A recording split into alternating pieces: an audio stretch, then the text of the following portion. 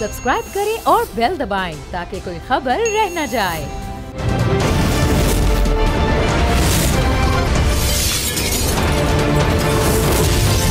News headquarter. बिस्मिल्लाहिर्रहमानिर्रहीम, अस्सलाम वालेकुम। आप देख रहे हैं प्रोग्राम सलमान मिर्जा के साथ। जनाब, मुल्क में इलेक्शन की हवा चलते ही सियासी जमातें सरगर्म हैं। हर जमात पूरी तैयारी के साथ इलेक्शन में जाने के लिए सड़तोड़ कोशिशें कर रही है और अवाम की हिमायत हासिल करने के लिए एड़ी चोटी का जोर लगा रही है। वो अवाम जो 5 सालों से दर बदर की ठोकरें खाते रहे, गैस बिजली और पानी के लिए तरसते रहे, जिस अवाम पर कभी पेट्रोल बम मारा गया तो कभी महंगी बिजली के झटके लगाए गए, अब अचानक वही अवाम सियासतदानों के लिए अहमियत इख्तियार कर गए हैं, क्योंकि वोट की ताकत अवाम के पास ही है और अवाम ही सियासतदानों को असेंबली में पहुंचाने का वाहिद जरिया है। इसीलिए बुनियादी सहूलियात से अक्सर महरूम पाकिस्तान के महकूम अवाम एक बार फिर सियासतदानों के लिए इंतहाई मुकद्दस बन चुके हैं, क्योंकि हर फर्द का एक एक वोट एक बार फिर से अहमियत इख्तियार कर गया है। मगर अब अवाम पर भारी जिम्मेदारी है कि वो वोट की इस ताकत का ईमानदारी से इस्तेमाल करें। दूसरी तरफ खुदा की शान देखें कि कल तक जो सियासी जमातें इलेक्शन में इलेक्ट्रॉनिक वोटिंग मशीन की शदीद मुखालफत किया करती थी, आज अपने जलसों में लोगों को बुलाने के लिए मोबाइल ऐप तैयार करवा रही हैं। पाकिस्तान मुस्लिम लीग नून को जलसे के लिए नई स्कीम लॉन्च करनी पड़ रही है, क्योंकि सियासतदान भी अब ये समझ चुके हैं कि मौजूदा महंगाई के दौर में कीमे वाले नान और बिरयानी के लालच में अब कोई आने वाला है नहीं। लिहाजा वोटर सपोर्टर को महंगाई के तनासुब से राजी करना होगा। तो जनाब, नई ऑफर यह है कि जो नवाज शरीफ की आमद पर ज्यादा बंदे इकट्ठे करेगा वो 125 यानी 125 सीसी मोटरसाइकिल ले जाएगा। और यह मैं नहीं कह रहा, बल्कि इसका बाकायदा ऐलान गुज़िश्ता रोज पार्टी वर्कर्स के एक इजलास में किया गया। वोट को इज्जत दो से लेकर एहतसाब के बयानियां देने वाली जमात के अपने रहनुमा वोट को इज्जत देने के बजाय नोट को इज्जत दो का अमली नमूना पेश कर रहे हैं। आखिर सियासी जमातें इस कदर जवाल का शिकार क्यों होती जा रही हैं? अगर इलेक्ट्रॉनिक वोटिंग मशीन या प्रोसेस के जरिए जलसा किया जा सकता है और फिर सीना ठोकर जलसे में मौजूद लोगों की तादाद को बताया जा सकता है, तो फिर उसी इलेक्ट्रॉनिक सिस्टम के जरिए इंतखाबात क्यों नहीं हो सकते? वो जिद्दत जो हमारे सियासतदान अपने सियासी जमात के लिए इस्तेमाल कर रहे हैं, वही जिद्दत मुल्क के लिए आखिर क्यों इस्तेमाल नहीं हो सकती? और जो एतराज़ात आप इस सिस्टम पर उठा रहे हैं, आज जलसे के लिए क्यों नहीं उठा रहे? और अगर एक बंदा 2 या उससे ज़्यादा मोबाइल फ़ोन इस्तेमाल करता हो, वो खुद को 3 बार काउंट करवाता है, कैसे उसे रोकेंगे? क्या जलसे के आदाद शुमार बताने के लिए भी धांधली हो सकेगी? इसी के साथ जनाब, इलेक्शन कमीशन की जानिब से भी की गई हल्का बंदियों पर सवालात उठ रहे हैं। मुख्तलिफ सियासी जमातों समेत सियासी रहनुमाओं की जानिब से नई हल्का बंदियों पर तशवीश का इजहार किया जा रहा है, क्योंकि हल्का बंदियों के बाद मजमूई तौर पर सीटें बढ़ने के बजाय पहले से मौजूदा सीटें एडजस्ट हो गई हैं। नई हल्का बंदियों पर सियासी रहनुमाओं के एतराज़ात के साथ फॉफिन ने भी अपनी रिपोर्ट जारी कर दी है। रिपोर्ट के मुताबिक कौमी और सूबाई असेंबलियों के 20% से जायद मुजव्वज़ा हल्कों की आबादी में कमोबेशी की शरह 10% की कानूनी हद से तजावुज कर गई है। यह फर्क पार्लियामेंट से मंजूर मसावी राय दही के उसूलों के भी खिलाफ वर्जी है। फॉफिन की रिपोर्ट के मुताबिक हल्का बंदियों की इब्तिदाई रिपोर्ट व मुजव्वज़ा हल्कों की फहरिस्तों में आबादी के फर्क पर पार्लियामान से मंजूर तरमीम के तहत नहीं किया गया। सिर्फ 11 कौमी और 1 सूबाई असेंबली के हल्के में हालिया तरमीम का ऐलान करते हुए बैनर अजलाई हल्के बनाए गए हैं। ताहम इलेक्शन कमीशन ने फॉफिन की रिपोर्ट को गलत फहमी का नतीजा करार दे दिया है। अभी तमाम बातें तो अपनी जगह पर हैं, लेकिन एक जो चीज बड़ी दिलचस्प मुस्लिम लीग नून की तरफ से आ रही है, बयानिया। हम कहते हैं कि इलेक्शन में जाने से पहले बयानिया बनाना पड़ता है। एक बयानिया होता क्या है? क्या वाकई में वो बयानिया होता है जिस पर अमल दरामद होता है, या सिर्फ ये बयान की हद तक ही होता है? क्योंकि हमने देखा है जब इलेक्शन में जाते हैं तो सियासी जमातें बयानिया तैयार करती हैं, लेकिन जब इलेक्शंस में वो जीत जाती हैं तो फिर वही बयानिया पीछे की तरफ चला जाता है। मुस्लिम लीग नून इसकी वाज़ेह मिसाल है। 2019 के अंदर उन्होंने वोट को इज्जत दो का एक नारा लगाया था, फिर खलाई मखलूक से हमारी लड़ाई है, ये बात भी वो करते रहे हैं, लेकिन अब वो एक और एहतसाब का बयानिया लेकर आए हैं। अच्छा, निसार खोड़ो साहब ने इस वक्त मुझे ज्वाइन कर लिया है। पाकिस्तान पीपल्स पार्टी के रहनुमा है। माहिर कानून हाफिज एहसान साहब भी इस वक्त हमारे साथ मौजूद हैं और अब्दुल्ला हमीद गुल साहब भी हमारे साथ मौजूद हैं। आप तीनों को मैं अपने प्रोग्राम में खुशामदीद कहता हूं। निसार खोड़ो साहब से अगर आप सब इजाजत दें तो मैं शुरू करना चाहूंगा। निसार खोड़ो साहब, सर, आज बिलावल भुट्टो जरदारी साहब ने फिर गुफ्तगू की, प्रेस कॉन्फ्रेंस की और उन्होंने कहा वही वो जमात है जो इलेक्शन में जाना चाहती है। मौलाना फजल रहमान साहब का हैरत अंगेज तौर पर बयान निकलकर सामने आया कि जनाब जनवरी के आखिरी हफ्ते के अंदर ठंड बहुत ज्यादा होती है पंजाब में, कराची में, सिंध में तो लोग वोट डाल देंगे, लेकिन स्वात हो गया, नॉर्दर्न एरियाज हो गए, वहां पर वोट नहीं डलेगा। सर, बेनजीर भुट्टो साहिबा की शहादत के वक्त भी तो दिसंबर में ही इलेक्शंस होने थे ना, फिर वो पोस्टपोन करके फरवरी में कर दिए गए और फिर उसको आईनी कवर भी मिला। क्या कहेंगे सर? मुझे नहीं मालूम, आपके बहुत लंबा सवाल था, अगर मुख्तसर सवाल करें तो वो बेहतर है। सर मैंने वैसे पूरा सवाल जामे तौर पर किया, मैं आपके लिए दोबारा कर देता हूं। जरदारी साहब, ये बिलावल भुट्टो जरदारी साहब ने जो बात की है आज इलेक्शन के हवाले से कि सिर्फ वही जमात है जो इलेक्शन में जाना चाहती हैं, आपको लगता है ऐसा ही है? सर मैं तो अब जाहिर है जो अखबारात में छपता है उसी से मैं कर सकता हूं कि हाँ, पीपुल्स पार्टी क्लियरली कह रही है कि दिल्ली इलेक्शन चाहिए। हमें तो 90 दिन का नाम दिया था, अब 90 दिन तो गुजर गए। अभी भी हम डिमांड यही कर रहे हैं कि अगर नवंबर तक आप हल्का बंदियां मुकम्मल कर लेंगे तो उसके बाद आप 50 दिन रख के एक डेट का अनाउंस कर देने में क्या हर्ज है। डेट तो अनाउंस की जा सकती है ना, डेट जब अनाउंस होती है तो एक एतमाद आता है कि जी फलां तारीख को डेट होगी, सही है, इलेक्शन होगी, ठीक है, और उससे पहले जो प्रोसीजर होता है वो पूरा हो जाएगा। अब ये क्यों नहीं कहा जा रहा, ये बहुत बड़े सवाल उठाता है। इसके ऊपर मुख्तलिफ सियासतदानों के बयान आते हैं कि जी मईशत पहले ठीक करो, इलेक्शन बाद में करो। जैसे पहले कहते थे पहले एहतसाब करो, इलेक्शन बाद करो। अब ये ना एहतसाब पूरा हुआ न मईशत ठीक हुई 5 साल में, ठीक है। तो अब ये कहने की क्या जरूरत है, अब ये कहने की क्या जरूरत है कि जी जनवरी में ठंड पड़ेगी इसलिए हम वोट कैसे निकलेंगे। अब मुल्क में टेररिज्म चल रहा है इसलिए हम कैसे कैंपेन चला सकेंगे। आपको याद होगा 2008 में 8 जनवरी को इलेक्शन होने वाले थे जी, बेनजीर साहबा का हादसा सानिया हुआ, उसके बाद उसको पोस्ट फरवरी में किया गया। ये मैंने अपने सवाल का हिस्सा बनाया था वैसे सर। हाँ जी, ठीक है। दूसरी बात कि क्या बेनजीर भुट्टो साहब का कत्ल हो जाना कम दहशतगर्दी थी कि उसके बावजूद भी इलेक्शन हो गए। अभी ये कहना कि ये दहशतगर्दी है इसलिए इलेक्शन नहीं हो सकेंगे या सर्दी होगी इस तरह से इलेक्शन नहीं हो सकेंगे, ये कहना मुनासिब बात नहीं है। पाकिस्तान के लोग जमहूरियत में यकीन रखते हैं, उनकी जिंदगी हो सकता है तब्दील ना भी हो, लेकिन वोट देने जाते हैं। वोट देने का मतलब है कि मुल्क को अपनाओ, ओन करो अपने मुल्क को। मुल्क में जो फैसले हो रहे हैं उसमें अवाम की राय अगर नहीं है शामिल तो फिर वो गैर सियासी कहलाती है। तो मैं समझता हूँ पाकिस्तान इस सियासत को मानता है, जमहूरियत को मानता है, आइन को मानता है। यही पाकिस्तान का आइन है जो पाकिस्तान की दुनिया में इज्जत कराता है। खोड़ो साहब, अभी भी पाकिस्तान पीपल्स पार्टी इस बात पर यकीन रख रही है, उसको खदशा है कि इलेक्शन डेट अनाउंस नहीं करेंगी, एक शोशा छोड़ा गया है। मैं भी कह रहा हूं ना, पीपल्स पार्टी है या जो भी है, ये यही कहेगी ना कि ये इलेक्शन अनाउंस क्यों नहीं होते। जब आप कह रहे हो कि जी नवंबर में हल्का बंदियां पूरी हो जाएंगी तो उसके बाद आप 45 दिन लगाओ, 54 दिन लगाओ, 30 नवंबर से 55 दिन एक्स्ट्रा, उसके बाद। दूसरी बात ये कि 2 सूबों में केयर टेकर हुकूमत 8-10 महीने में जा रही है। पंजाब में तो 200 दिन से ऊपर हो गई है सर। पंजाब में 200 दिन से ऊपर हो गई है। मैं वही अर्ज कर रहा हूं ना। तो ये इस तरह की बातें जब होती हो तो पाकिस्तान को क्यों ऐसे धकेला, जैसे 1950s में 50s में पाकिस्तान था उस तरह से क्यों धकेला जाए। ठीक है, चले मैं जरा अब्दुल्ला साहब की तरफ ही बढ़ता हूं। अब्दुल्ला साहब अस्सलाम वालेकुम सर, क्या हाल है आपके? वालेकुम अस्सलाम, मैं खैरियत से हूं। सर ये बताइएगा, मैं बड़े डिटेल में आपसे बात करने के आज तैयारी की है कि आपसे कुछ डिटेल में बात की जाएगी। बहुत सारे मामलात हैं, एक तो बयानिए भी मुझे बात करनी है। बयानिए का मतलब सिर्फ बयानिया ही होता है या उस पर इंप्लीमेंटेशन भी होती है, लेकिन ये आज मौलाना फजल रहमान साहब ने बयान दे दिया जनवरी के आखिरी हफ्ते के अंदर सर्दी बहुत ज़्यादा होती है, नॉर्दर्न एरियाज़ में काफ़ी ज़्यादा होती है, तो ये यहाँ पर लोग वोट देने निकलेंगे नहीं। मुझे गालिबन याद पड़ता है कि अगर पाकिस्तान के अंदर पहले जो जनरल इलेक्शंस हुए थे वो भी शायद दिसंबर के आखिर या जनवरी के आखिर में ही हुए थे। आपको लगता है ये बयान मौजूदा सूरत हाल में सही है? बिस्मिल्लाहिर्रहमानिर्रहीम, देखें बहुत मेहरबानी आपकी, लेकिन कुछ मसाइल वाकई जेन्युइन हैं, लेकिन एक और भी हकीकत है। एक तो ये है कि दहशतगर्दी का जो इस टाइम पे अफरियत बेकाबू होके बाहर निकला है और हम इसको देख रहे हैं, आए दिन इसके अंदर इजाफा हो रहा है।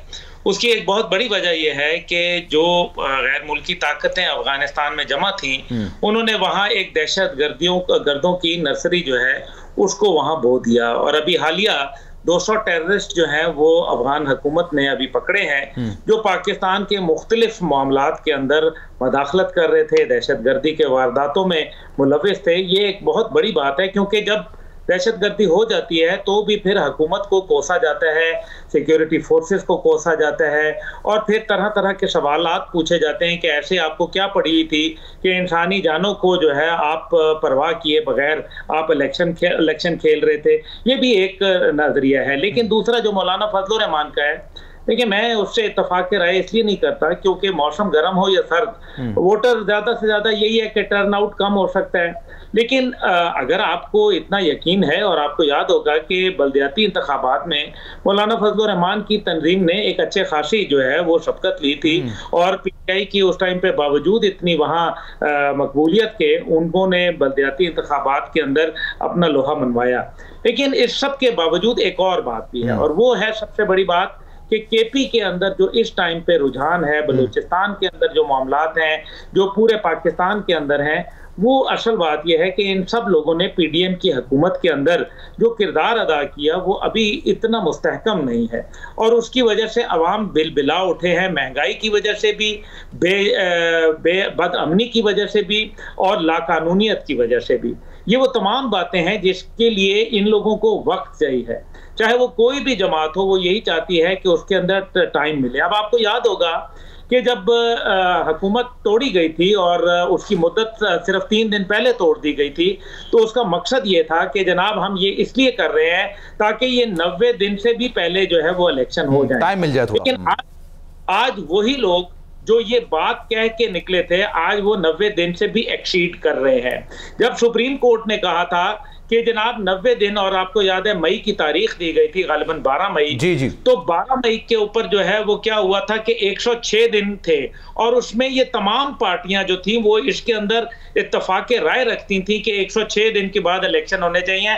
तब क्या 90 दिन का जो कानून था वो तब्दील हो गया था, या आइन के अंदर उसके अंदर खास तौर पे कोई खास जो एक नया नुक्ता था वो आया था?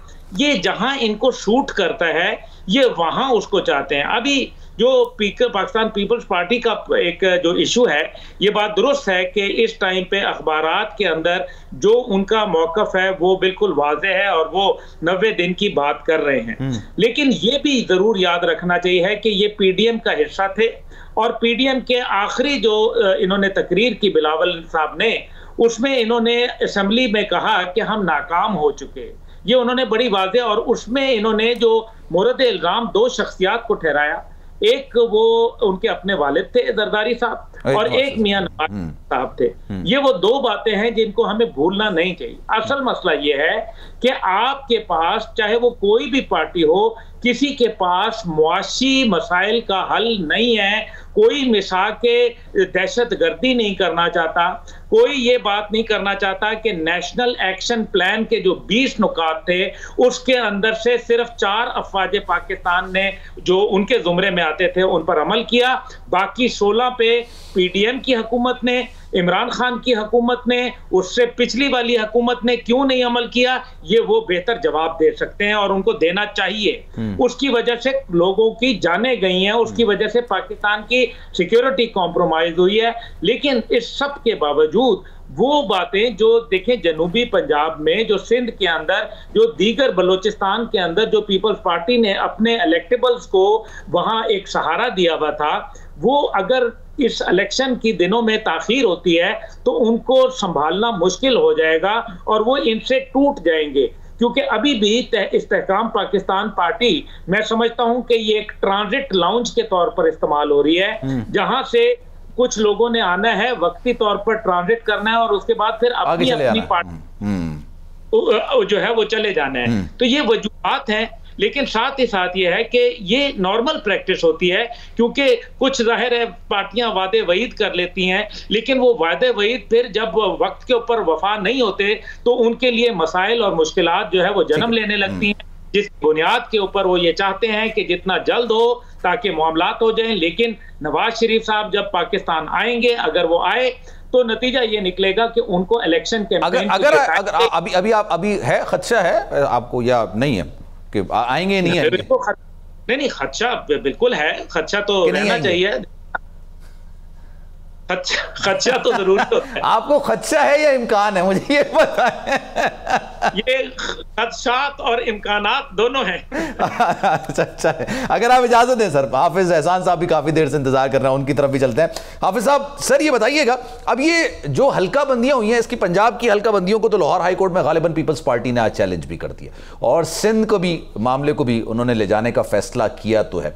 अब लेट सपोज अगर 30 नवंबर तक सारी चीजें इलेक्शन कमीशन फाइनलाइज कर देता है, उसके बाद 55 दिन होते हैं और अगर किसी को एतराजात हैं और वो इलेक्शन ट्रिब्यूनल में नहीं भी हो पाते, फिर वो अदालत में जाते हैं, आपको लगता है इतने मुख्तसर वक्त के दौरानिये में वो सारी चीजें अदालत के अंदर रिजल्ट निकल कर आ जाएगा? और अगर 30 डेज में as per election commission law 55 days अगर मैं ऐड कर देता हूं तो ये जनवरी के आखिरी बनते हैं और ये सब कुछ इतना ईजी हो जाएगा जितना हम डिस्कस कर रहे हैं। बिस्मिल्लाहिर्रहमानिर्रहीम। सलमान भाई, आपका बहुत शुक्रिया। इसको थोड़ा सा अगर कॉन्टेक्स्ट के अंदर देखा जाए तो जिन पॉलिटिकल पार्टीज का आपने जिक्र किया है जो हुकूमत में थे, उन्होंने एक फैसला किया था जो सीसीआई का था, और उस सीसीआई के अंदर इनके मैंडेट दो हो सकते थे। एक ये थे कि सीट्स जो हैं उनको बढ़ाया जाए चूंकि पॉपुलेशन जो है उसको नोटिफाई कर दिया जा रहा था, और दूसरा उसके अंदर ये था कि सिर्फ जो कॉन्स्टिट्यूंसीज हैं उनको शेप अप किया जाए चाहिए कि अगर किसी ज्यादा है तो उन्हें कम कर दिया जाए, लोग हैं, और अगर कहीं वोटर्स कम है तो उन्हें ज्यादा कर दिया जाए। उसके बाद आपने देखा कि 51-5 का प्रोसेस शुरू हुआ और यही पॉलिटिकल पार्टीज बावजूद उस सिस्टम का हिस्सा होने के उन्होंने एक क्रिटिसिज्म जो है वो स्टार्ट किया कि इलेक्शन कमीशन को चाहिए कि 90 दिन के अंदर इलेक्शन करे, और उसके ऊपर आपने भी प्रोग्राम किए, मैंने भी इस पे बोला कि जितनी देर तक 51-5 का प्रोसेस मुकम्मल नहीं होता उतनी देर तक 90 दिन का पीरियड स्टार्ट नहीं होगा। और फिर वो आपने देखा कि उसके लिए जब 51-5 का प्रोसेस हुआ तो पहले 14 दिसंबर की डेट आई और फिर उसको बाद के अंदर 30 नवंबर के अंदर कर दिया गया। और जब ज़्यादा प्रेशर बढ़ा तो चाहिए तो इलेक्शन कमीशन को पहले दिन ही चाहिए था कि ये सारी चीज़ें काउंट करके एक प्रोस्पेक्टिव डेट जो है वो देता ताकि इस मुल्क के अंदर अननेसेसरली क्रिटिसिज्म ना होता, ना प्रेसिडेंट हाउस की कंट्रोवर्सी आती, ना इलेक्शन कमीशन की पास पे बात की जाती, ना पॉलिटिकल पार्टीज को एक मौका मिलता और ना ही मुल्क के अंदर पॉलिटिकल कंफ्यूजन आती। लेकिन ये सारी चीज़ें चूंकि इलेक्शन कमीशन का प्रोएक्टिव रोल नहीं था तो ये चीज़ें सामने आई और बाद में आपने देखा कि उन्होंने दिन भी कम कर दिए, और कम करने के बाद जो है उन्होंने एक प्रेस रिलीज इशू की और जिसके अंदर एक टेंटेटिव डेट जो है वो जनवरी के अंदर आई है। अब आपका जो क्वेश्चन उस चीज़ के अंदर है कि क्या ये सारा प्रोसेस जो है मुकम्मल हो सकता है, बिल्कुल ये प्रोसेस मुकम्मल हो सकता है क्योंकि प्रिलिमिनरी डेट्स जो आ गई हैं, अब 30 डेज का टाइम है। इसके अंदर सिर्फ दो ऑप्शंस है। एक ऑप्शन ये है कि अगर आप इन कॉन्स्टिट्यूंसी से सेटिस्फाइड नहीं है तो आप इलेक्शन कमीशन के पास जा सकते हैं, वहां पे अपनी एप्लीकेशन फाइल कर सकते हैं और इलेक्शन कमीशन जो है इसको एट अर्जेंट इसको फैसला करता है। और जब पिछले साल भी ये कॉन्स्टिट्यूंसीज जो थी इनका प्रोसेस हुआ था तो इलेक्शन कमीशन ने इस सारे प्रोसेस को 2 हफ्तों के अंदर मुकम्मल कर लिया था। सही है। उसके बाद ये है कि ये मैटर इलेक्शन ट्रिब्यूनल में नहीं जाता, इसके बाद सिर्फ आपके पास एक ही रेमेडी रह जाती है और वो रेमेडी होती है आपकी हाई कोर्ट की कॉन्स्टिट्यूशनल जुरिस्डिक्शन जो है आप उसको इन्वोक करते हैं। और हाई कोर्ट्स भी जो है वो इन सारे मैटर्स को बड़े प्रायोरिटी के अंदर देखती हैं, चूंकि ये पॉलिसी डिसीजंस होते हैं तो ज्यादा चीजें जो हैं वो इलेक्शन कमीशन ऑफ पाकिस्तान के जो ऑर्डर्स हैं उनको आप होल्ड नहीं करते हैं, चूंकि इसके अंदर कोई लंबा चौड़ा इंटरप्रिटेशन ऑफ लॉ नहीं है। सिर्फ वो जो कॉर्नर के अंदर लोग बैठे होते हैं उन कॉन्स्टिट्यूएंसीज के अंदर वो ये कह रहे होते हैं कि हमें ए साइड पे जाया जाए तो हमें ट्रैवलिंग सूट करती है, अगर बी साइड पे जाया जाए तो वो एक ट्रेडिशनल हमारा एरिया। तो वो मेन जो जिस्ट आपका होता है कॉन्स्टिट्यूएंसीज का वो इन सारे प्रोसेस के अंदर ग्रेवेंस उसका नहीं होता और चीजें चलती रहती हैं। अब ये है कि ये सारा प्रोसेस जो है वो मुकम्मल होगा और उसके बाद जो है 30 दिन के बाद जो है इलेक्शन कमीशन ऑफ पाकिस्तान इसको नोटिफाई करेगा। अब जब 90 दिन की बात हुई है, चूंकि असेंबली जो है वो अपनी मुद्दत से पहले डिसॉल्व कर दी गई है तो आर्टिकल इसका जो सेक्शन 57 और 58 इलेक्शन एक्ट 2017 का है, उसके अंदर तकरीबन 55, 56, 57 डेट्स का जिक्र है। लेकिन इलेक्शन कमीशन ऑफ पाकिस्तान के पास एक कॉन्स्टिट्यूशनल रूम उसके अंदर है कि वो 60 डेज से 90 डेज के अंदर कर सकता है। लेकिन अगर जिस प्रोसेस को देखा जाए कि जिस स्पीड अप से आपकी प्रिलिमिनरी डिलिमिटेशंस फाइनल हो गई हैं और उसके ऊपर जो ऑब्जेक्शंस जो है कॉल कर लिए गए हैं और ये एक्टिवली इसको डिसाइड करेंगे और फिर हाई कोर्ट भी इसको डिसाइड करेगा, चूंकि बड़ा रेयर मामला है कि ये सुप्रीम कोर्ट ऑफ पाकिस्तान के अंदर जाता है और जब फाइनल नोटिफाई आएगा तो मैं ये समझता हूं कि इस मुल्क के अंदर इलेक्शन जो है वो अभी जो डिलिमिटेशंस फाइनलाइज हुई हैं 272 की सीट्स थी, गालिबन 266 की हो गई हैं, इसकी आईनी और कानूनी हैसियत अभी फिलहाल कुछ नहीं, आपको ऐसा आप ये कह रहे हैं?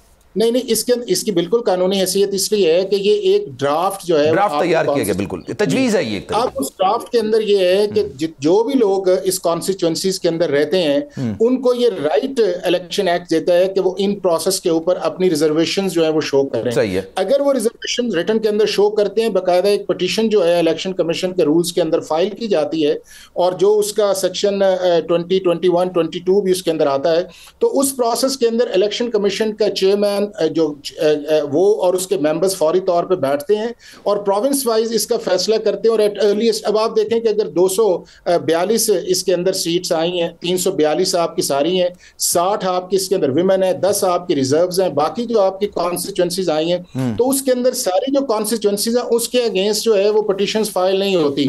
अगर आप इसके देखें तो मैक्सिमम आपके सामने जो है ये 20 से 30% जो है वो चैलेंज आएगा और उसके बाद जो फैसला इसका आएगा। अब इस चीज का जो फोकस है जिसकी तरफ आपने पहले इशारा किया वो ये है कि पाकिस्तान के इश्यूज हैं क्या हैं और उनको एड्रेस करना किस तरह है। Exactly. अब पाकिस्तान के जो इश्यूज हैं वो इस मुल्क के अंदर महंगाई है, इस मुल्क के अंदर अनएम्प्लॉयमेंट है, इस मुल्क के अंदर गवर्नेंस है, बेयकीनी की सूरत हाल है सर। ये वो सारी चीजें हैं जो पॉलिटिकल पार्टीज जो हैं जिन्हें परफॉर्म करना चाहिए था वो नहीं किया। अब ये काम कर रहे हैं कि इन इश्यूज को चूंकि इन्होंने परफॉर्म नहीं किया तो साइडलाइन करके ये एक पॉलिटिकल कंट्रोवर्सी के अंदर जाके सिर्फ टाइम गेन करना चाह रही हैं। इन्हें ये चाहिए कि बजाय ये करे कि जी इलेक्शन जनवरी के अंदर जब इलेक्शन कमीशन ने भी कह दिया है और वो होंगे उस चीज के अंदर, इन्हें चाहिए कि अपने क्लियर कट मैनिफेस्टो के अंदर आए कि हमने इस मुल्क के साथ किया क्या है और हम आइंदा करना क्या चाहते हैं। चूंकि इस मुल्क का जो वोटर है वो बड़ा एजुकेटेड हो गया है, अब वो समझ गया है कि हमारे मुल्क के अंदर होता क्या रहा है और कौन इसको ठीक कर सकता है। अब ये देखें कि कुछ दिनों से जो आपके मुल्क के अंदर चंद चीजों के अंदर रिजॉल्व आया है जो स्टेट ने किया है और असल यही काम इन पॉलिटिकल पार्टीज का था। आपके सामने आया कि पॉलिटिकल पार्टीज के गवर्नमेंट को गई है, लेकिन अब जब गवर्नमेंट का रिजॉल्व आया कि हमने इस मुल्क से स्मगलिंग खत्म करनी है, हमने इस मुल्क से होर्डिंग खत्म करनी है, हमने इस मुल्क के अंदर से जो है ये डॉलर की जो आपने देखा है कि होर्डिंग हुई है इसको कंट्रोल करना है, तो आप ये देखें कि किस तरह चीजें जो है वो बेहतर हो रही हैं। तो मतलब ये है कि इस मुल्क के अंदर जो इशू है मुझे एक ब्रेक मैंने एक ब्रेक लेना, उसमें मैंने बड़ा डिटेल में बात करनी है सर। हमारे साथ हमारे मेहमान मौजूद अब्दुल्ला गुल साहब से जरा डिटेल में इस पर बात करूंगा, क्योंकि बयानिया कहा जाता है कि जनाब आप इलेक्शन में जाने से पहले बनाते हैं, लेकिन वो बयानिया सिर्फ बयान की हद तक ही होता है, क्योंकि वो बयान तो दे दिया जाता है, उस पर इंप्लीमेंटेशन नहीं होता। और मुस्लिम लीग नून इस वक्त काफी ज्यादा परेशानी का शिकार है कि जनाब उनका जो बयानिया है वो अंडर कंस्ट्रक्शन है। उन्होंने एहतसाब की बात कर तो दी, लेकिन उसके बाद उन्होंने फिर कहा कि ये सारा मामला हम अल्लाह पर छोड़ते हैं। इससे पहले भी उन्होंने काफी ज्यादा बातें की थी, खलाई मखलूक तक की बात की थी। अब एक ब्रेक ले लेते हैं जनाब, ब्रेक के बाद वापस आएंगे तो यहीं से गुफ्तगू का सिलसिला आगे बढ़ाएंगे।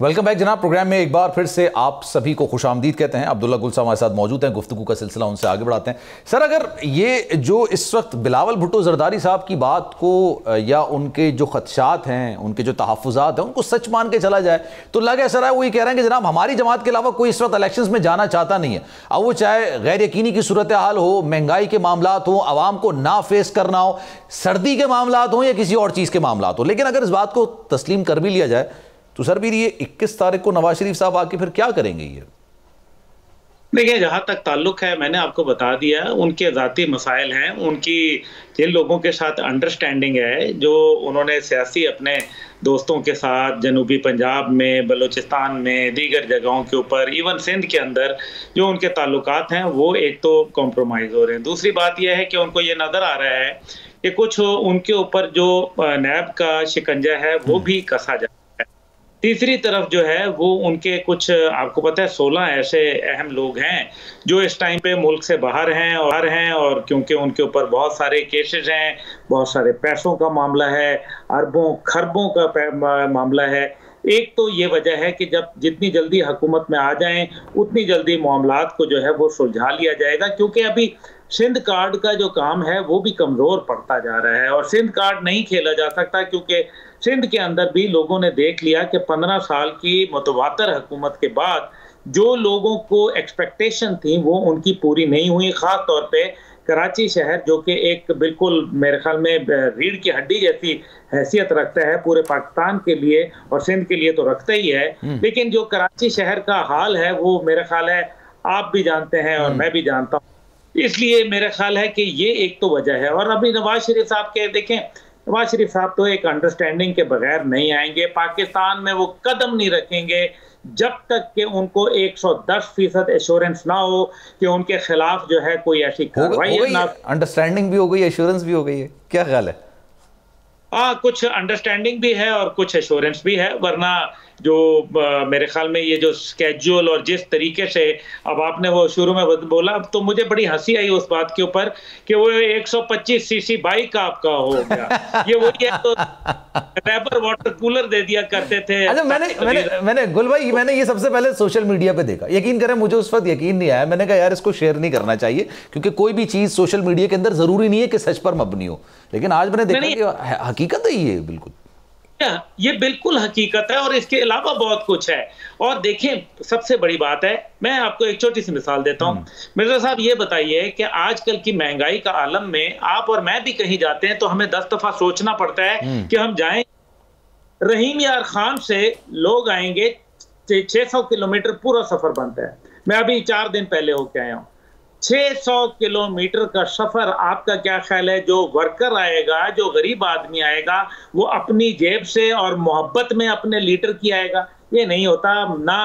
देखिए ना, अभी वो बातें करनी चाहिए जो हकायक के ऊपर मबनी हो। इसका मतलब है कि सिर्फ एक जलसा गाह भरना मकसूद है और जलसा गाह के भरने के लिए भी आपको अदलिया के जो तख्तेदार है उससे गुजर के जाना पड़ेगा। और अगर आप ने अदलिया ने आपको रिलैक्सेशन दी तो ऑपोजिशन पार्टीज जो हैं वो सारी खड़ी हो जाएंगी, क्योंकि आप देख लें कि इस टाइम पे लेवल प्लेइंग फील्ड जो है बिलावल साहब किससे मांग रहे हैं? नून लीग से मांग रहे हैं। जो एमक्यूएम है वो किससे बात कर रही है? नून लीग के हवाले से बात कर रही है। जो पीटीआई है उसकी मुखालफत कौन है? नून लीग उसकी मुखालफत के अंदर है। मौलाना फजल रहमान के ऊपर हल्के तीरों नशर जो है वो चल रहे हैं तो कहां से चल रहे हैं? इसका सारा का सारा मतलब यह है कि एक और इल्हाक हो जाएगा और वो इल्हाक जो है वो मिल के नून लीग के खिलाफ हो जाएगा। जो नून लीग के पास देखे ना इस टाइम पे किसी भी पार्टी के पास ये एक रियलिटी है जो आपने शुरू में अपने बिल्कुल बेहतरीन तजविया था कि ये निजाम नहीं चल रहा। ये पार्टियां जो हैं दिन ब दिन नीचे की तरफ जा रही हैं। अभी 4 दिन पहले शर्मिला साहिबा मेरे साथ एक प्रोग्राम में निजी टीवी के ऊपर थी। वो कहने लगी कि जी इलेक्शन करा लें, दहशतगर्दी खत्म हो जाएगी। मैंने उनसे सिर्फ ये सवाल किया कि जनाब आप ये बता दें कि जब परवेज मुशर्रफ साहब का दौर खत्म हुआ उसके बाद जो जमहूरियतों का तसलसल कायम ही रहा ना, तो जमहूरियतों के अंदर दहशतगर्दी बढ़ी या नहीं बढ़ी? और एपीएस का वाकया कब हुआ था वो आप जानते हैं। तो इसका मतलब यह है कि कोई मजबूत सिक्योरिटी के हवाले से बयानिया नहीं है, मुआशी बयानिया नहीं है कोई आपके पास, और ये फिर झूठे बयानिए। असल में ये होना चाहिए कि आपके पास आपकी खारजा पॉलिसी का प्लान होना चाहिए, आपके जो लोगों के रोजगार के हवाले से प्लान होना चाहिए, आपके पास ये डॉलर को रोकने की और सनती पैदावार को बढ़ाने का आपके पास फॉर्मूला क्या है। इशाक डार साहब भी आए थे, वो क्या कह रहे थे कि मैं पहुंचूंगा और 200 रुपए पे डॉलर हो जाएगा, उन्होंने तो बेड़ा गर्क करके रख दिया। ये वो तल्ख हकायक हैं जिनको हमें तस्लीम करना चाहिए। और आज देखिए ना, हम ये नहीं कह रहे, लेकिन पहली सहमाई के अंदर एफबीआर ने 63 अरब जो है वो अपने अहदाफ से ज्यादा हासिल किया। दूसरी बात यह है कि वो माफियाज जिनके ऊपर कहा जाता था कि जी किसी को कोई कंट्रोल नहीं हो रहा, और बावजूद पिछली हुकूमत जो थी वो एक पेज के ऊपर थी, लेकिन माफियाज को कंट्रोल करने के लिए उनके पास इसलिए बिल नहीं थी क्योंकि वो माफिया उनके अंदर बैठे हुए थे। इसलिए वो माफिया हाथ नहीं डालते थे। ऑस्टेरिटी ड्राइव यानी कि बचत की स्कीमों का ये आलम है मौजूदा हुकूमत का भी और माजी की भी हुकूमतों का, कि आप जाते हैं जहाज उड़ाते हैं, कभी पेरिस चले जाते हैं, कभी आप वहां से सऊदी अरब चले जाते हैं, कभी कहीं चले जाते हैं, रोजाना महंगे से महंगे आप कपड़े पहनते हैं। देखें, ऑस्टेरिटी के लिए इससे पिछली हुकूमतों में नवाज शरीफ साहब के दौर में एक डिश पार्टी हुई और कहा कि जी और एक डिश के अलावा नहीं मिलेगा, सब मिलने लगा। एक डिश इतनी बड़ी थी कि उसके साथ बाकी जो थे वो 12 दूसरी डिशेज होती थी। बात जो है वो कहा गया कि जी शादियों के ऊपर तमाम जो है वो बेड़ा गर्क हो गया, तमाम कवानीन को रौंद दिया गया। फिर आपने ये कहा कि जी बिजली एसी नहीं चलेंगे वहां दफ्तरों में, वो सब किसी ने नहीं माना। फिर आपने ये देखा कि जब इन्होंने कहा कि जी मैं प्रोटोकॉल नहीं लूंगा, तो मैंने ये भी देखा कि जहां हेलीकॉप्टर के अंदर जो 55 रुपए लीटर चला करता था, उसके अंदर बकायदा अपना जाती जो कुत्ता था उसको भी बिठा के साथ ले जाए जाते थे। तो कहां की बात कर रहे हैं? मेरे ख्याल में हमें उनकी तो तवील दास्तान है ना, वो तो साइकिल में भी जा रहे थे, वो तो यूनिवर्सिटी भी बना रहे थे, उनकी तो खैर एक तवील ही दास्तान है, वो तो उसका नाम बड़ा लंबा है सर।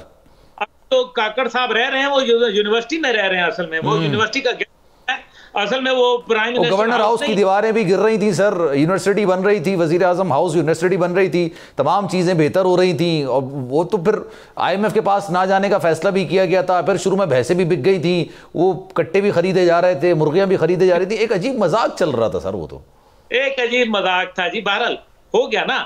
असल बात यह है कि कंटिन्यूटी जो बड़ी जरूरत बात है, और मैं चाहूंगा कि इस पे हाफिज साहब जरूर रिस्पॉन्ड करें कि कंटिन्यूटी ऑफ पॉलिसी जो इस टाइम पे चल रहा है, ये वो चीज है जो आप और मैं चाहते हैं, जो कौम चाहती है, जो मजलूम लोग चाहते हैं, जो गुर्बत से सताई हुई जो अवाम है वो इस टाइम पे रोटी चाहती है, वो सस्ता चाहता यहाँ मुआशरा चाहती है। 31% से ज्यादा इन्फ्लेशन रेट है आपका आज के दिन में, 31%। आप मुझे बताएं कि इसमें कैसे गुजारा होगा। इसके बाद आप देखें कि रुपए की डिवैल्यूएशन को देखें, आप एक्सपोर्ट्स नहीं कर सकते क्योंकि आपके पास डॉलर नहीं है। आपको मुतबादिल फ्यूल के ऊपर किसी ने काम नहीं किया, किसी ने मुतबादिल एनर्जी रिसोर्सेज पे काम नहीं किया, क्योंकि डैम का प्रोजेक्ट होता है लंबा, और इसके अंदर आपकी हुकूमत, आपने 3 साल में जो मारामारी करनी होती है वो करते हैं। 5 साल हो गए तो बिस्मिल्लाह, नहीं है तो 3 साल में आप कमा के चले गए। 54 अरब रुपया पीडीएम की हुकूमत जो है वो सिर्फ दे गई 22 दिनों के अंदर, आखिरी 22 दिनों में डेवलपमेंट फंड के। अभी ये आप देखेंगे ना, नवाज शरीफ साहब के इस्तकबाल के लिए ये चीजें तो सामने आएंगी, जाहिर है वो फिर कुछ वो कहते हैं ना कोई, लेकिन ये मैं अभी एक गुजारिश कर दूं, कोई कहता है जो देखे ना, एक का शेर जो है वो अपने ही अवाम को भंबोड़ रहा है, दूसरी तरफ बल्ला जो है वो कौम के सरों पर पड़ रहा है, और तीसरी तरफ तीर जो है वो अवाम के कमजोर सीनों को छलनी कर रहे हैं। लेकिन कहते ये हैं कि जनाब ये खाता है तो लगाता है, हैंडसम तो है, और जनाब यारों का यार है। अगर ये म्यार है, आई एम सॉरी सर, हम फिर किस जा रहे हैं, ये हमें फैसला करना पड़ेगा। ठीक है, अगर आप इजाजत दें सर, हाफिज साहब से जरा गुफ्तगू का सिलसिला आगे बढ़ाते हैं। हाफिज साहब क्या कहेंगे सर, ये मौजूदा सूरत हाल के अंदर इलेक्शंस होते हुए आपको वाकई में नजर आ रहा है, और अगर हो भी गए जो इस वक्त सिनेरियो चल रहा है, और ये भी कहा जा रहा है कि जनाब उस जो हमारे पास पर्ची होगी जिसमें वोट डाले जाएंगे उसमें बल्ले का निशान होगा या नहीं होगा, ये भी सवाल उठाया जा रहा है, क्या कहेंगे सर? सलमान भाई, मैं एक आपको चीज बताऊं कि पाकिस्तान के साथ बहुत बड़ा मजाक होता रहा है, और पाकिस्तान के लोगों के साथ मैं सिर्फ आपको एक छोटा सा एक कंपैरेटिव चीज पेश करना चाहूंगा, जिससे आपको अंदाजा होगा कि हमारी गवर्नेंस का स्टैंडर्ड क्या रहा है, और इस मुल्क के अंदर जिस लेवल पे आप हम पहुंचे हुए हैं उसकी बुनियादी वजह क्या है। अब मैं आपको बताता हूं कि दुनिया के अंदर जो सबसे ज्यादा आपका होता यह है कि आपके मुल्क के अंदर फॉरेन डायरेक्ट इन्वेस्टमेंट कितनी आती है, और वो फॉरेन डायरेक्ट इन्वेस्टमेंट जो है वो आपकी मैन्युफैक्चरिंग के ऊपर सपोर्ट करती है, वो आपके मुल्क के अंदर टेक्नोलॉजी ट्रांसफर करती है, वो आपके मुल्क के अंदर जो आपकी डॉलर पैरिटी है और आपका करंट डेफिसिट है उसको कवर कर रही होती है, आपके मुल्क के अंदर एम्प्लॉयमेंट दे रही होती है, और उसके बाद ये है कि आपके मुल्क के अंदर एक इंडस्ट्री का जाल बिछता है कि जिसके अंदर से आप अपनी भी रिक्वायरमेंट्स पूरी करते हैं और बाहर भी करते हैं। मैं आपको दिखाऊं कि इस मुल्क के साथ कितना ये जुल्म होता रहा इस चीज के अंदर कि 1973 से लेके 2023 तक हमारे मुल्क के अंदर जो FDI है वो हमारे GDP का 0.3% रही है। उसके मुकाबले के, और ये कभी भी 1 अरब, 1.5 अरब, 2 अरब डॉलर से गई नहीं है। सिर्फ 2007 के अंदर ये आपका GDP का 3.27 थी जिसके अंदर वो आया। अब मैं आपको बताऊं कि जिन मुल्कों ने आगे तरक्की करनी होती है वो करते क्या है। एक यूरोप का छोटा सा मुल्क है जिसका नाम है हंगरी जी। हंगरी का जो एरिया है वो है तकरीबन 97,000 स्क्वायर किलोमीटर है। उसकी आबादी जो है वो 9.5 मिलियन है, यानी कि आपके ओवरसीज जो है वो उससे ज्यादा है जो दुनिया के बाहर के अंदर है। सलमान भाई, उस मुल्क के अंदर FDI जो है वो इस साल जो आई है, जो पिछले साल 22-23 का था, 160 अरब US डॉलर आई है। और 160 अरब डॉलर जिस मुल्क के अंदर आए, आप देखें खुशहाली किस तरह की है। हंगरी जैसा मुल्क, हमारा मुल्क क्या है, 7,96,000 मुरब्बा किलोमीटर है। दुनिया का बेस्ट जियोग्राफी जो है उसके अंदर है। दुनिया की सबसे ज्यादा जो आपके पास ह्यूमन रिसोर्स है। अब उस गवर्नमेंट ने क्या काम किया है कि चूंकि आबादी कम हो रही है तो उन्होंने एक इंसेंटिव दिया है कि अगर आपके 3 से ज्यादा बच्चे होंगे तो आपको हम टैक्स एग्जम्पशंस देंगे। आप ये देखें कि लोग या कौमें सोचती किस तरह की हैं। हमारे मुल्क के अंदर आप देख लें कि FDI 1.5 बिलियन से कभी ऊपर नहीं गई। उसके बाद आप ये देख लें कि हमारे एक्सपैट्रिएट्स जो हैं 1.25 करोड़ से ज्यादा बाहर, उनके साथ हम मुल्क के अंदर क्या कर रहे हैं। जस्टिस सेक्टर आप इसके अंदर देख लें कि हम दुनिया में 140 नंबर पे पहुंच गए हैं। कॉन्ट्रैक्ट कंप्लायंस आप देख लें, दुनिया के अंदर हमारा 156 नंबर उसके अंदर आया है। उसके बाद गवर्नेंस के इंडेक्स आप देख लें, हम 160 नंबर दुनिया पे पहुंचे हुए हैं। ट्रांसपेरेंसी आप देख लें, दुनिया के अंदर लोएस्ट हमारा रैंकिंग आया हुआ है। ये वो सारी चीजें थी जो इन पॉलिटिकल गवर्नमेंट्स ने करनी थी, जो नहीं की, जिसका रिजल्ट क्या निकला है कि पाकिस्तान का आम आदमी जो इस डिसीजन मेकिंग प्रोसेस के अंदर तो नहीं था, लेकिन उसके ऊपर ये सारी चीजें बुलडोजर बन के उसके ऊपर चल रही हैं। उसको महंगाई का भी सामना है, उसको अनएम्प्लॉयमेंट का भी सामना है, उसको सोशल सिक्योरिटी नेट भी उसके अंदर नहीं है, उसको जस्टिस भी नहीं मिलता, उसको पुलिस भी ज्यादती करती है, उसको ब्यूरोक्रेट भी ज्यादती करता है। अगर हम इन सारे इश्यूज के अगर आंखें बंद करके बैठे हुए हैं और हम ये समझते हैं कि इस मुल्क के जो इस वक्त तकरीबन 24-25 करोड़ के लोग पहुंच गए, उन्हें हम बेवकूफ बनाएंगे, तो ये अब पॉसिबल नहीं है। कितनी देर तक आप इसको चलाएंगे। 50 साल से 73 का कॉन्स्टिट्यूशन है और उसकी हालत आप देख लें कि हमने क्या किया। 75 ईयर्स हमारे मुल्क को आ गए, उसका आप देख लें। और ये जो पॉलिटिकल पार्टीज हैं ये सिर्फ और सिर्फ एक दूसरे के अंदर है कि जी वो कह रहा है डेट फलानी है, वो कह रहा है कि जनवरी के अंदर नहीं हो सकता, वो कह रहा है बारिश के अंदर नहीं हो सकता। इन सब को कटहरे के अंदर लाया जाए कि आप ये बताएं कि आपको जितनी देर तक अल्लाह ने इस मुल्क के अंदर इख्तियार या ताकत दी थी, आपने इस मुल्क के अंदर किया क्या? ये अकाउंटेबिलिटी के इख्तियार किसके पास है? ये किसके पास है? जिस अकाउंटेबिलिटी का आप जिक्र कर रहे हैं, ये इख्तियार किसके पास है? ये इख्तियार जो है हमारे कॉन्स्टिट्यूशन के अंदर पार्लियामेंट के पास है और पार्लियामेंट ने जो पार्लियामेंट में तो आपको इलेक्शन हमारी कैबिनेट को और हमारे प्राइम मिनिस्टर को दी है और उसके बाद ये डिवॉल्व करता है आपके प्रोविंसेस के अंदर और प्रोविंसेस के अंदर आपके चीफ मिनिस्टर्स बैठे हुए हैं। तो सर और उसके लिए तो आपको इलेक्शंस करवाने पड़ेंगे ना, एट एनी कॉस्ट करवा। फिर आप इलेक्शन तो करवाने। मैं सलमान भाई आपसे ये गुजारिश कर रहा हूं कि जिसकी तरफ आपने इशारा किया कि क्या सिर्फ इलेक्शन करवाना इस मुल्क का सोल्यूशन है? हाँ, इलेक्शन करवाना इस मुल्क का पॉलिटिकल स्टेबिलिटी के लिए होना बहुत जरूरी है, लेकिन उसके आगे जो बात यह है कि इन पॉलिटिकल पार्टीज को हो, जो भी पॉलिटिकल पार्टी है जिसको अल्लाह हुकूमत के अंदर लेके आए, वो अपने मैनिफेस्टो को क्लियर करे, इस मुल्क के साथ इंसाफ करे, अपने साथ इंसाफ करे और अल्लाह से डरे कि एक दिन हमने अल्लाह के सामने पेश होना है और हमारी अकाउंटेबिलिटी जो है वो सबसे ज्यादा। अगर ऐसा होता तो फिर हमारी सूरत हाल इस वक्त ये नहीं होती ना, 289 का डॉलर नहीं होता हमारा। यही तो वो है। आप ये देखें कि आप ये देख लें कि इस खित्ते के अंदर जो है हमारा हर मामले में लोएस्ट है और जो वर्ल्ड बैंक की रिपोर्ट आई है उसने ये कहा है कि हमें ये नहीं है कि पाकिस्तान के इंडेक्स जो इतने नीचे, हमें ये इस चीज के अंदर आ गया है कि पाकिस्तान के इंडेक्स साउथ एशिया से, उसके आगे मालदीव से नीचे है, भूटान से नीचे है, उसके बाद आपके श्रीलंका से नीचे है। इवन आप देख लें कि आपकी करेंसी का हाफ देख लें कि सिर्फ एक माह आपने स्ट्राइक किया है तो आपकी जो करेंसी है उसको ब्लूमबर्ग भी कहता है कि आपकी करेंसी दुनिया के अंदर बेस्ट परफॉर्मर है और कितना उसने अप्रिशिएट किया। तो प्रॉब्लम जो इस चीज के अंदर है वो है विल की और रिजॉल्व की। अगर हम इन चीजों के अंदर नहीं, अब देखिए वाटर क्राइसिस है या जिसके अंदर हम एनर्जी कहते हैं, ये सारे के सारे इस चीज को रो रहे हैं कि जी बिजली बिजली बिजली। और आप ये बताएं कि अगर ये कॉन्ट्रैक्ट्स आईपीपीस के हमारी नेशनल सिक्योरिटी के खिलाफ हैं, एक, और दूसरा ये है कि किसने रोका हुआ है कि आप बड़े डैम्स ना बनाएं, किसने रोका है कि कालाबाग डैम ना बनाएं, किसने रोका हुआ है कि 76 के बाद आपने इस काम को नहीं किया और आपने इस आम आदमी की सारी सेविंग जो है उसको आपने बिजली में डाल दिया, उसको सारी को आपने गैस के अंदर डाल दिया।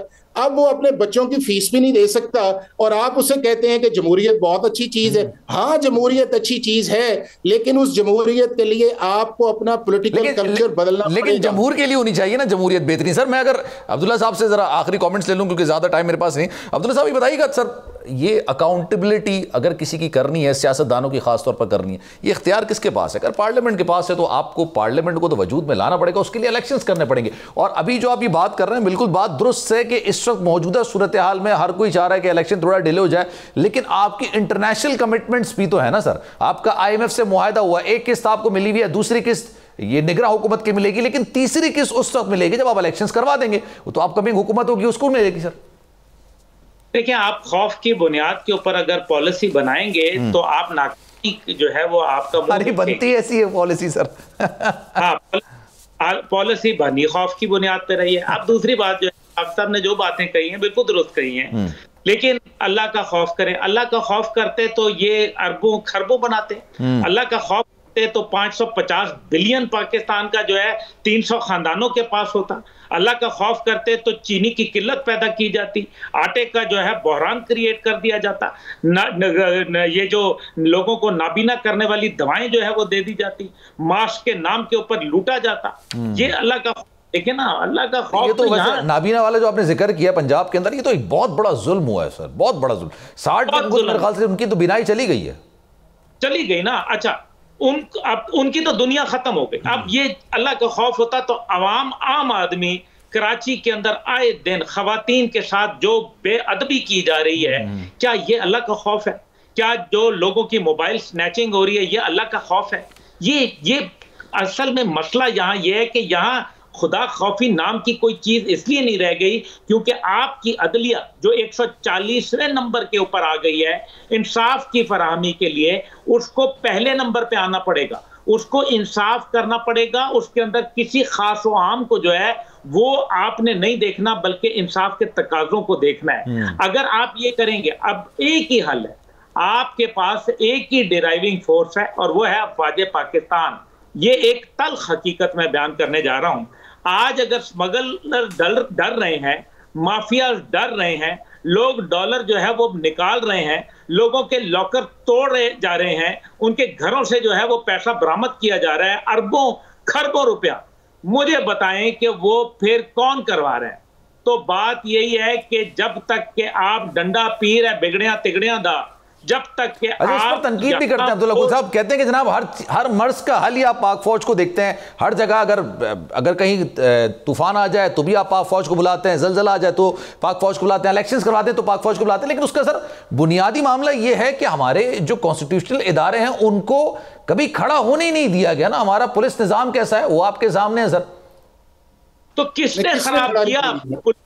पुलिस को पॉलिटिसाइज किसने किया? आप मुझे ये बताएं। ये जो सबको बना के ये दुनिया हंसती है हमारे ऊपर कि हर सूबे की अपनी पुलिस है और हर पुलिस के मल्टीपल डिपार्टमेंट्स हैं, उनकी पता नहीं कौन से जो है वो वर्दियां ही नहीं पहचानी जाती। देखिए, असल बात यह है कि जिस मुल्क में भी, अभी सऊदी अरब की मिसाल ले लें, सऊदी अरब के अंदर सिर्फ तेल की बात नहीं है कि तेल की वजह से जो है वो माला माल हो रहे हैं।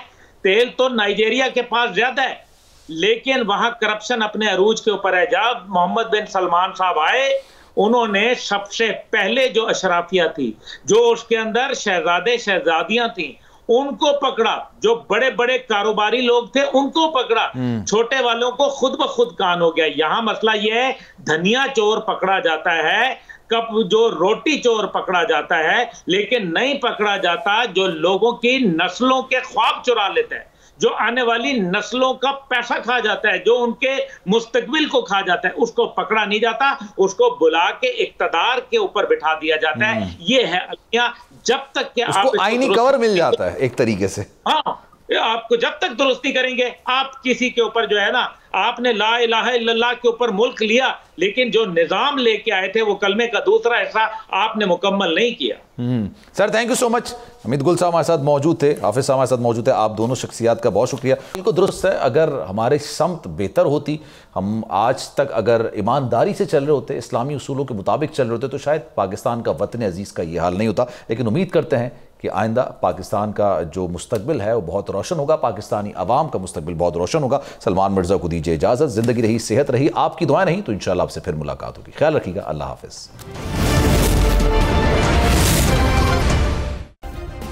सब्सक्राइब करें और बेल दबाएं ताकि कोई खबर रह न जाए।